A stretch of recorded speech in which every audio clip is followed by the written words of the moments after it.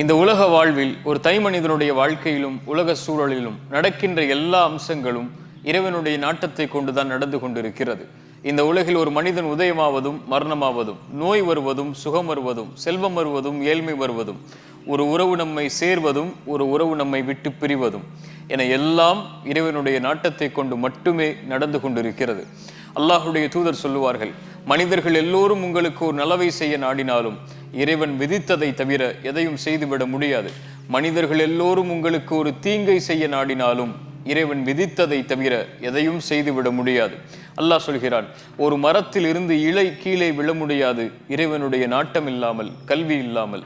ஒரு வசனத்தை உங்களுடைய வாழ்க்கையில் எந்த நிகழ்வு நடந்தாலும் மனதில் பதிய வைத்துக் கொள்ளுங்கள். லை யுஸீபனா இல்லா மா கதபல்லாஹு லனா. அல்லாஹ் விதித்ததை தவிர, இறைவன் விதித்ததை தவிர எதுவும் நம்மை வந்தடைந்து விடாது.